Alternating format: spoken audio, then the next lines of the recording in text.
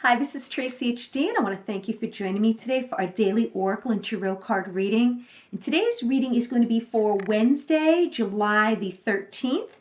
And let me make sure I'm giving you the right date on that.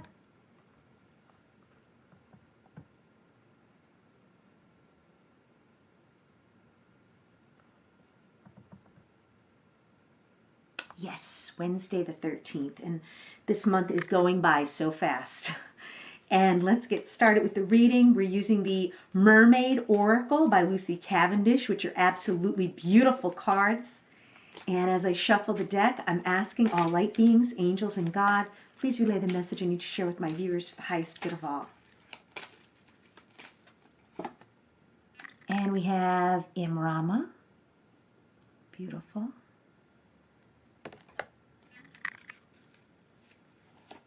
And we have Telepathy. And the bottom card is Freedom. Okay, so Imrama, she's in a boat out in the middle of the ocean, and she's reaching out to touch this little dolphin down here. And she's sad. She looks very sad. And the card says, Wonder Voyage, Crossing Deep Waters, Pilgrimage, Journey of the Soul. Yes, many of us are doing a lot of soul searching.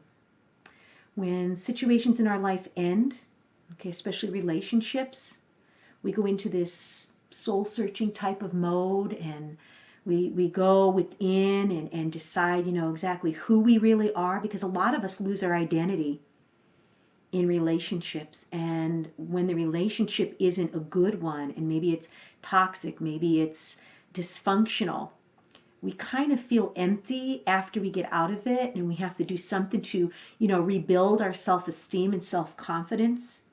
And this here, Crossing Deep Waters, Journey of the Soul. Yeah. This person is growing. Evidently, something didn't work out, but they're going to emerge stronger. Sometimes in our darkest hour is where we muster up the most strength. Some of the worst experiences are the ones that are teaching us or have taught us our greatest lessons. So we're not to feel lost in out in the middle of the sea. Okay, she's just in this boat. She's really not going in any specific direction. She's just learning a lot about herself. Okay, she's she's in a journey of the soul. And like I said, the darkest moments are what build the strength in us. And we should be thankful for each of the lessons, because in the end, like I said, when things don't work out, very much it could be a blessing in disguise, and it's going to make you stronger. And then we have here Telepathy. And I love how these mermaids are making like a heart shape. Isn't that great? It's like in the shape of a heart. And this is saying nonverbal communication, energetic pulses, mind reading. So what I'm thinking is, yeah, I believe in mental telepathy. I believe that, sometimes people could just look at you and you could just feel what they're thinking. But you have to be quiet on the inside and be able to feel that gut feeling. Okay, but if you're rushing around and constantly, like caught up in something and not paying attention, you're going to miss those signals. But it's saying nonverbal communication. Also, to me, I believe people's actions speak louder than their words. Maybe somebody's saying something to you but acting the opposite. Pay attention to someone's behavior today.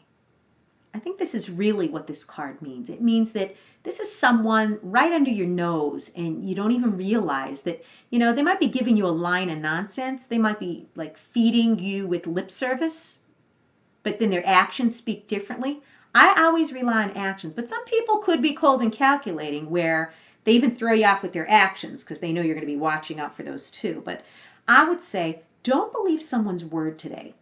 Pay more attention to the nonverbal communication, which would be their actions.